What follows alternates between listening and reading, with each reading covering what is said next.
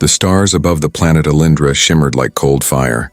Beneath them, a vast alien city pulsed with golden light and humming towers that reached beyond the clouds. It was the home of the Sarathi Empire, a race proud, elegant, and older than any known civilization.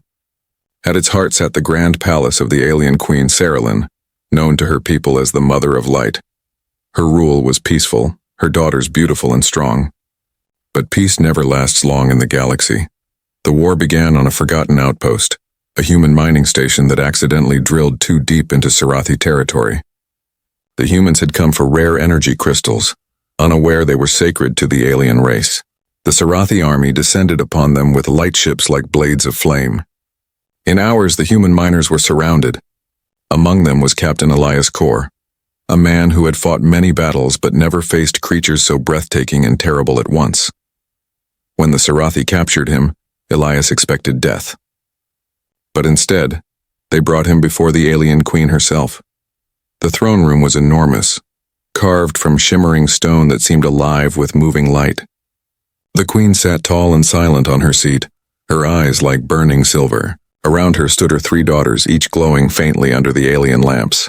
They were different from their mother, younger, curious, with faces that showed both pride and hidden emotion.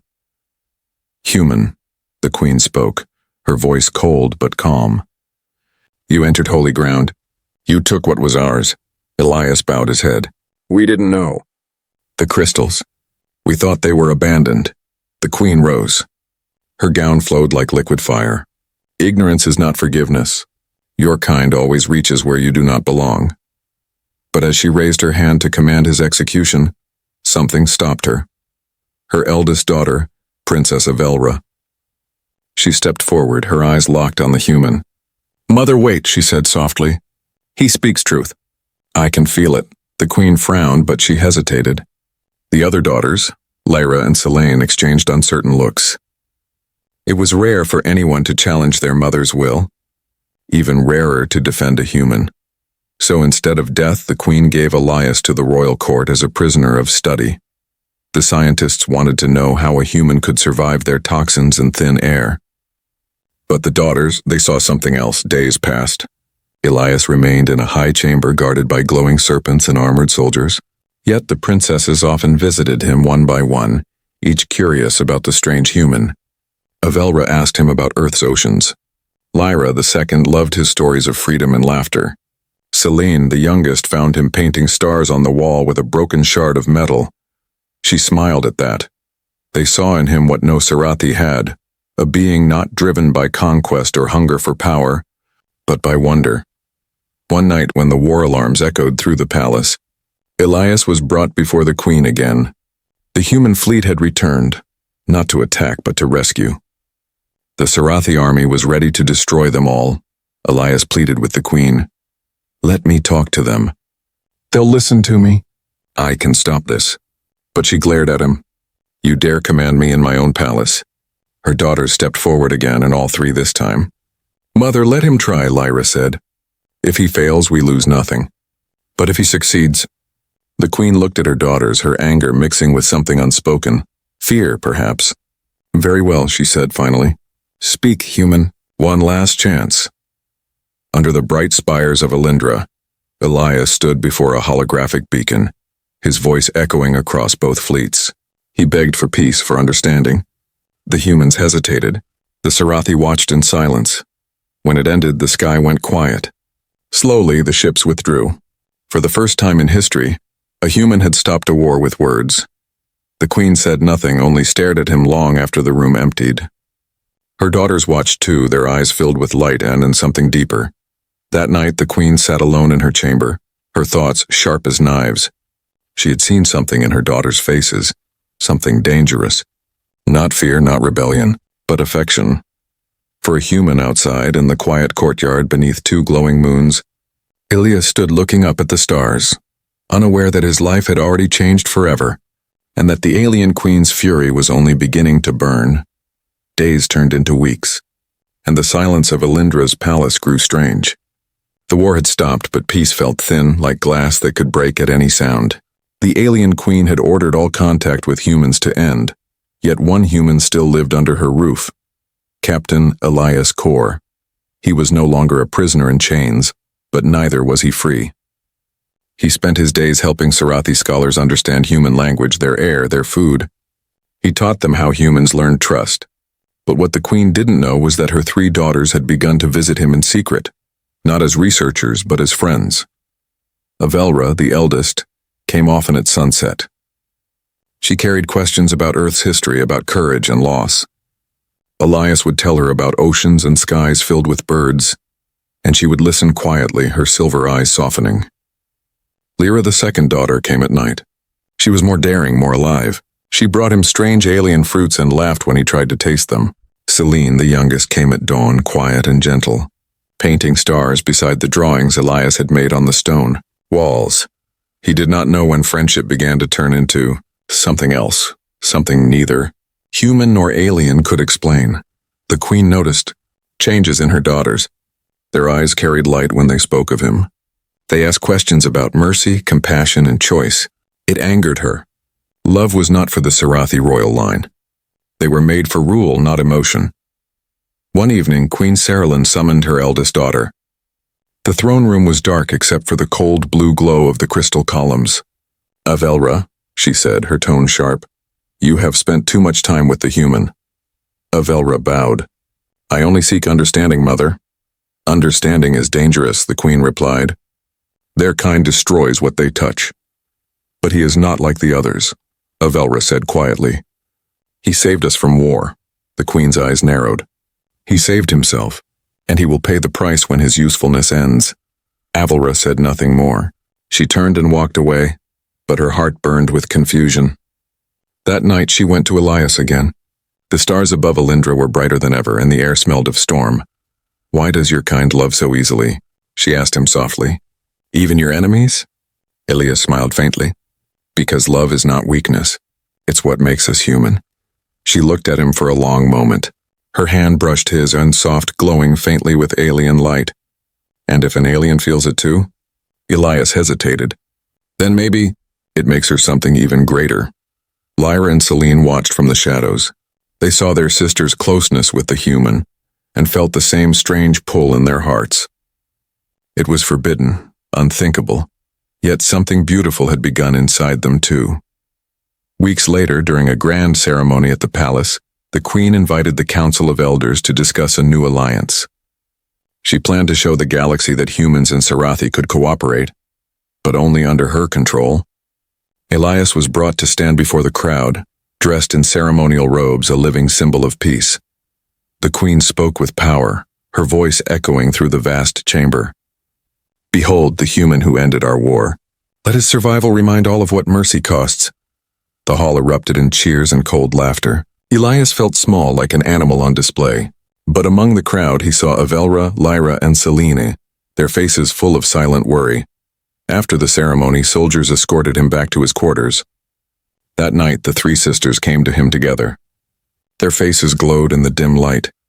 "You can't stay here," Lyra whispered. "Mother will find a way to destroy you." Elias shook his head. "If I run, she'll see it as betrayal." "I can't risk another war." Celine stepped closer. "Then we'll protect you." He looked at them, 3 alien princesses who had risked everything for one man. "You don't understand what you're risking," he said softly. "Your people will never forgive this." Avelra met his eyes. "Maybe they don't need to." The sound of footsteps echoed down the corridor. Guards. The queen had sent spies. The sisters hid Elias behind the glowing drapes as armored soldiers entered. The leader bowed. "Your Highnesses, the queen requests your presence immediately." They followed, their hearts racing. In the throne room, the queen stood before a shimmering screen. It showed the sisters visiting Elias, recorded by hidden drones. Her voice was like thunder. "You betrayed me. You dishonor our bloodline for a human." Avelra tried to speak, but the queen raised her hand. "Silence. You are royal daughters of the Sarathi Empire, and you shame me before the stars." Lyra stepped forward, her voice trembling but firm. "We love him, mother, and love is not shame." The queen's fury filled the hall. The walls seemed to shake. "Then you are no daughters of mine." The sisters stood together, silent but unbroken. For the first time, the queen felt fear, not for her power, but for what love might destroy within her empire. Far away in his chamber, Elias heard the thunder of her rage. He knew something had changed forever, and this time there would be no peace. The morning after the storm of anger, the palace felt colder than space itself. Guards moved silently through the halls. No one dared to speak the human's name aloud. The queen had made her command clear. Elias Korr, the human who had corrupted her daughters, was to be taken from his chambers and executed by nightfall. But fate often hides behind courage. When the guards came for him, Avelra was already waiting in the shadows. Her cloak shimmered in the dim light as she pressed her hand to the wall, revealing a secret passage. "This way," she whispered.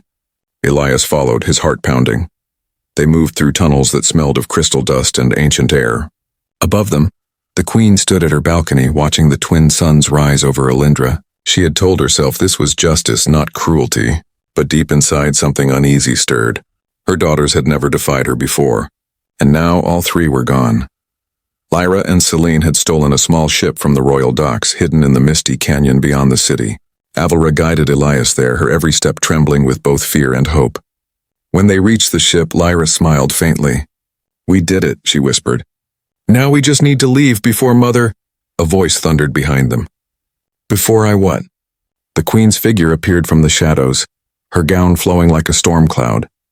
Behind her stood a squad of golden-armored soldiers. Her eyes glowed bright as molten light. "You would abandon your world for him?" she asked coldly.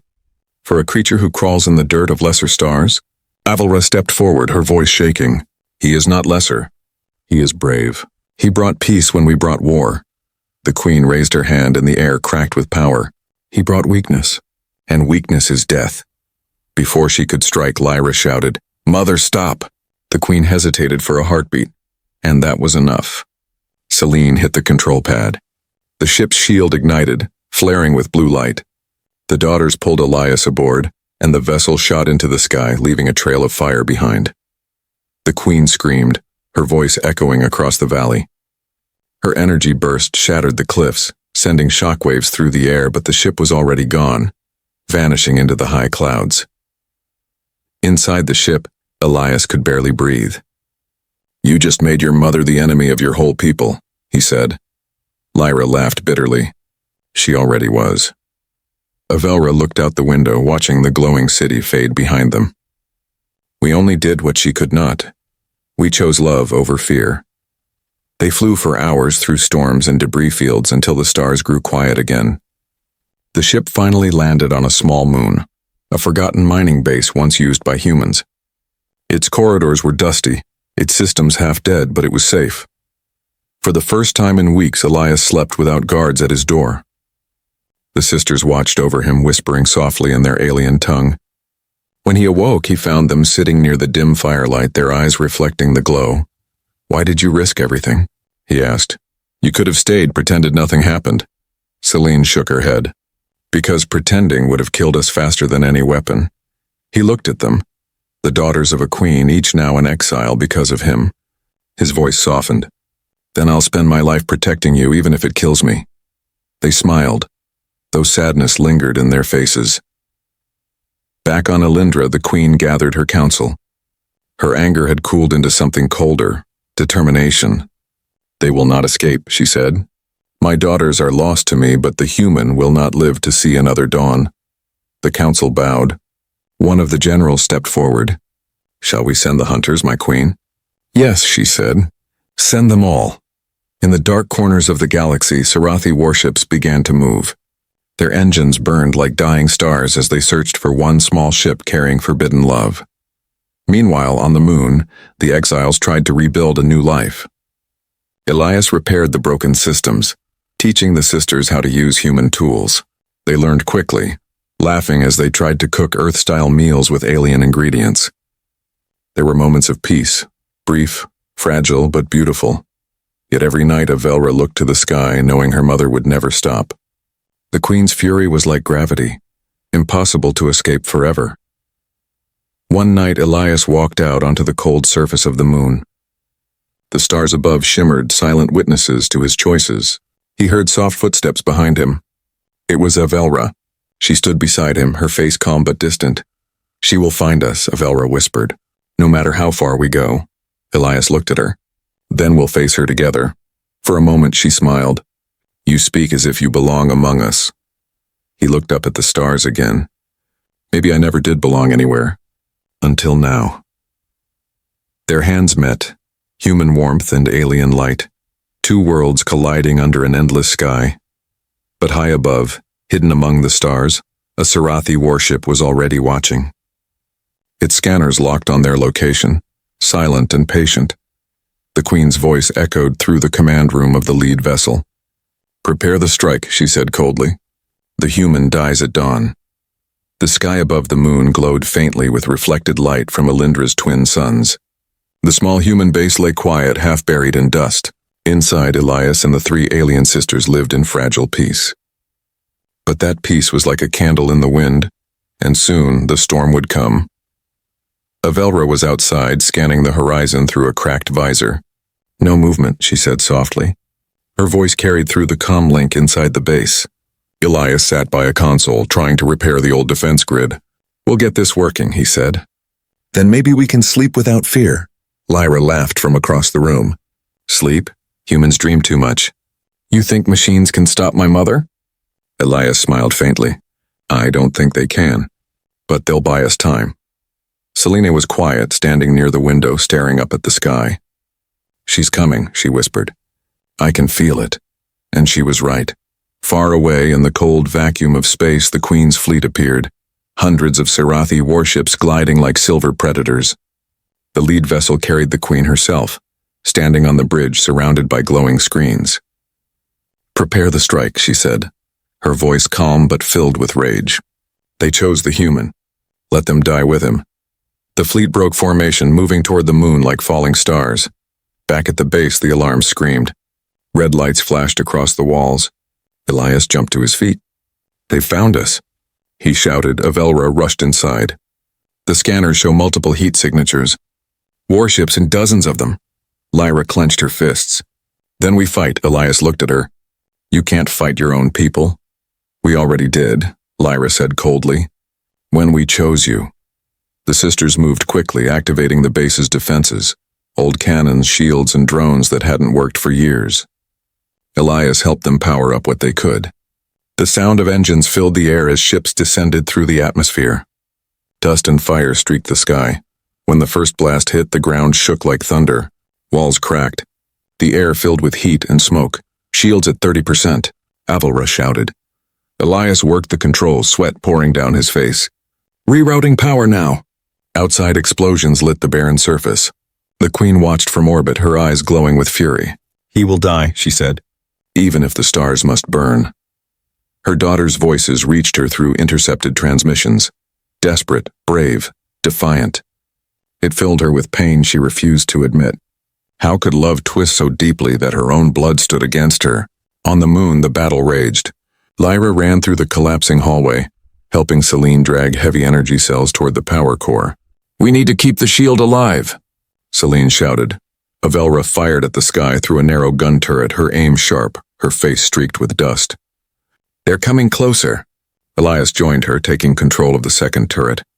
He fired, hitting one of the Queen's scout ships. It exploded in a shower of blue flame. Got one, he said. Avelra looked at him with a fierce smile. Not bad for a human. The smile faded when the next blast struck the base. The ceiling tore open. Light and debris filled the room. Elias grabbed Avelra, pulling her to cover. For a moment, everything went silent, just the sound of air escaping through the cracks and the faint hum of power dying. Then Selene's voice came through the comm. The main core's damaged. We're losing oxygen. Elias coughed. We need to retreat, to the lower tunnels. They moved quickly, descending into the mining shafts beneath the base. Dust rained down as the warships above continued their attack. The tunnels glowed faintly from alien crystals buried in the rock. It felt like walking through the heart of another world. When they reached the lower chamber, Avelra turned to Elias. There's something I didn't tell you, she said quietly. This moon. It used to be a Sarathi temple.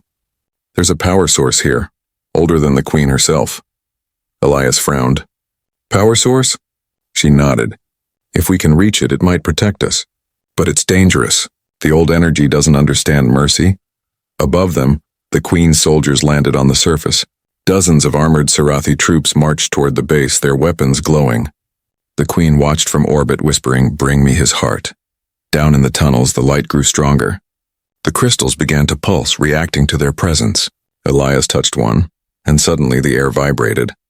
Images flashed before his eyes, stars collapsing, alien gods watching from beyond time, and a voice whispering in his mind, "Life and death are one thread. Pull it and both unravel." He stumbled back, gasping, "What is this?" Avalra stared at the glowing core. "It's called the Heart of Elindra. Our ancestors used it to create life from energy. But if it's disturbed," Lyra finished her sentence, "it can destroy entire worlds." Elias looked at the energy pulsing brighter and brighter. "Then maybe it's time your mother learns that some things even she can't control." They heard the rumble of footsteps. The soldiers had entered the tunnels. The sisters raised their weapons. Elias stood beside them, eyes hard. "Let's end this." As the Queen's troops swarmed in, the chamber filled with light. Energy arcs danced across the walls. The heart began to awaken, humming like a living sun. Above, on her ship, the Queen froze as her sensors screamed warnings. "No," she whispered. "What have you done?" The moon began to tremble. The surface cracked, and deep below, Elias stood before the blinding light. Knowing the choice he made next would decide the fate of both their worlds. The heart of Elindra pulsed brighter, flooding the tunnels with light so strong it looked alive. Elias stood before it, his face pale from the glow. The three alien sisters stood around him, fear and wonder mixing in their eyes. The air vibrated with power like the planet itself was breathing. "The Queen's soldiers are close," Lyra said. Her voice shook. "They'll reach us in minutes." Avalra looked at Elias. "We can't fight them all." Elias nodded slowly. "Then maybe we don't fight them." He placed his hand on the glowing surface of the heart. The light reacted instantly, wrapping around his arm like ribbons of fire. Pain burned through him, but he didn't pull away. "Elias, stop," Celine cried. "You don't understand what it is." He grit his teeth. "Maybe I don't, but your mother wants power, so I'll give her something she can't control." The light pulsed harder, and the air filled with strange sounds, like whispers from every star in the sky. Images flashed in his mind, galaxies forming, civilizations dying, and the face of the Queen herself, proud and broken. He saw her daughters too, each of them glowing like fragments of the same divine flame. The energy surged. Avalra grabbed his arm, trying to pull him back. "It's killing you." Elias looked at her, his voice trembling. "If I stop now, she'll kill all of you. This might be our only way." Above ground, the Queen's army stormed the surface. The tunnels cracked under their boots. The Queen herself had arrived, surrounded by golden light and guards that bowed at every step. Her eyes glowed like suns. "Find them," she commanded. "Bring me the human alive." The soldiers spread through the tunnels. Some fell instantly as the energy waves from the heart rippled through the rock. Their weapons stopped working. Their armor flickered. The Queen felt the disturbance and moved forward, her steps quickening. Back in the chamber, Elias was on his knees, his body shaking as the heart poured energy into him. His eyes glowed faintly now, like tiny stars. "It's alive," he whispered. Avalra held his shoulders, tears in her eyes. "Please stop. You've done enough," he smiled weakly. "Not yet." Lyra turned to the others. "If he dies, the heart could destroy this whole moon." Celine looked up suddenly. "Wait, maybe that's the only way to stop her. The Queen wants power, not peace. If this moon goes, she'll lose her army. She'll lose everything." Avalra's heart twisted. "And we'll lose him." The sound of footsteps grew louder. The Queen entered the chamber, her presence freezing everything. The soldiers knelt behind her. Her daughters stood still, staring at her through the shimmering light. "So," she said quietly, "this is what love has done to you?" Elias tried to stand, still glowing with energy. "Love didn't destroy anything," he said. "It's the only reason we're still alive." The Queen raised her hand, forming a spear of energy. "You dare speak of love to me, human? You stole my children's loyalty. You poisoned their hearts." Avalra stepped forward. "He didn't steal us, Mother. We chose him. We chose to see the world through his eyes. Then you chose death," the Queen hissed. She hurled the spear toward Elias. But the heart reacted first. A burst of blinding light filled the room. The energy bent around Elias and the sisters, shielding them. The spear dissolved in midair. The queen stumbled back, shocked. What is this power? She whispered. Elias's voice echoed stronger than before. It's not power. It's life itself. The heart pulsed again, brighter, faster. The walls trembled. Crystals shattered. The moon groaned under the strain. Lyra shouted over the noise, "It's going to explode!" Elias turned to the sisters. "Get to the ship, now!" Avalra refused to move. "Not without you." He touched her hand gently. "Please. If I can contain it long enough, maybe you'll escape."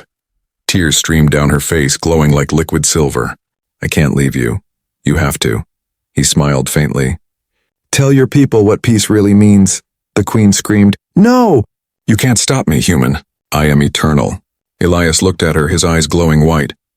Not even eternity can stand against love. The heart of Elindra unleashed its final wave. Light consumed everything. The chamber, the soldiers, the sky itself. The explosion spread through the moon, breaking it apart into pieces that shimmered like stars. From space, the Queen's fleet saw the shockwave and retreated. Her flagship was thrown off course, spinning through darkness. Inside, the Queen fell to her knees, watching the light fade where her daughters had been.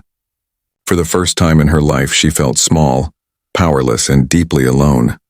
In the distance, a small escape pod flew away from the destruction. Inside, the three sisters held each other, silent and shaking. The stars reflected in their eyes. Celine whispered, "He's gone." Avalra pressed her forehead against the window, staring at the light dying behind them. "No," she said softly. "He's not gone. He's part of the stars now." The pod drifted into the vast emptiness of space, its course unknown. But somewhere deep among the shattered remains of the moon, the heart still glowed faintly, alive, waiting, and with every pulse a human heartbeat echoed inside it. Years passed. The stars around Elindra changed their paths as if remembering the explosion that once shook the galaxy. The fragments of the destroyed moon drifted across space like silver tears, silent, glowing reminders of love and loss. The Sarathi Empire rebuilt. Cities rose again, and the Queen ruled from her throne once more. But something in her had changed. Her voice was softer now. Her eyes, once burning with pride, were dim with memories she never spoke of. The warships remained docked. The weapons stayed cold. The Queen no longer hungered for conquest. Every night she stood alone on her balcony looking up at the scattered remains of the moon. The light from those fragments shimmered faintly, and sometimes when the stars aligned, she swore she could hear a heartbeat among them. The daughters had not returned. The people whispered that the royal line was broken, but the Queen knew better. She had felt it, a bond that no distance, no death could sever. One morning a signal reached Elindra. It was faint, nearly lost in static, but the voice was clear. "This is Avelra. If anyone hears this, we are alive." The palace fell silent. The Queen froze where she stood, her eyes wide with disbelief. She ordered the signal traced. The coordinates pointed far beyond their borders. Near a small blue planet, Earth, without hesitation, she commanded her ship to depart.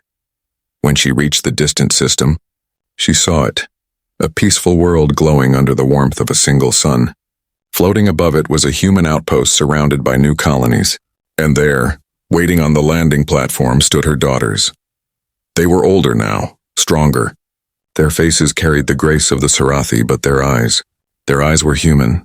The Queen stepped forward, her breath trembling. "My daughters," she whispered. Avelra bowed her head. "Mother." For a long moment they said nothing. Then the Queen embraced them, her tears glowing faintly under the alien sun. "I thought I had lost you forever," she said. Lyra smiled softly. "You almost did." The Queen laughed through her tears. "And the human?" Celine looked at the sky. "He's gone, but he lives on." His heart became part of the heart of Elindra. "It beats through the stars now." Avalra stepped closer. "He gave everything to save us. And because of him, we learned that love is not weakness. It's the strength that keeps life alive." The Queen turned her face toward the stars. "Then I was the weak one all along," she said quietly. Her daughters took her hands. "You can still change," Avalra whispered. He believed everyone could. For the first time in her long life, the Queen smiled without pride. "Then let me begin with you." Together they returned to Elindra. The people gathered in awe when they saw the royal family reunited. The queen stood before her empire and spoke words that echoed across the galaxy. "We once thought strength came from fear and control," she said, "but strength comes from compassion." A human showed us this truth, a truth that saved us all. His name was Elias Korr, and his spirit burns among the stars. Remember his name, for he is part of every dawn we see. From that day, Elindra changed forever. The Sarathi no longer called humans invaders. They called them brothers. The two civilizations began to share their knowledge, their art, their stories. The first joint fleet was built not for war, but for exploration. And on the hull of every ship, one phrase was written in both languages: "In love we rise." Years later, under the twin moons of Elindra, Avelra visited the queen one last time. The queen sat by the balcony, her hair silver, her crown set aside. "He would be proud of you," Avelra said softly. The queen looked at the sky. "He taught me more than any god could. He made me see that even a human heart can change the fate of stars." Avelra placed a small glowing crystal on the table, a shard of the heart of Elindra. Inside it pulsed a faint light.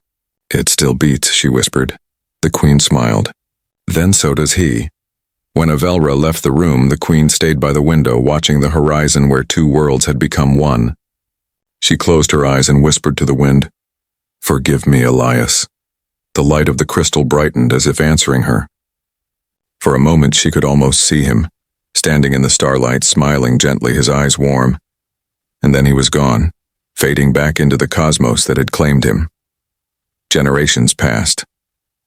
The story of the human who loved the alien princesses became legend, told in songs, carved into stone, whispered by travelers on distant planets. They said his courage healed two worlds. They said his love reached beyond death, and somewhere among the endless stars, the heart of Elindra still pulsed, glowing softly in the dark, carrying the rhythm of one man's heart. It beat not for war, not for power, but for love that conquered the stars.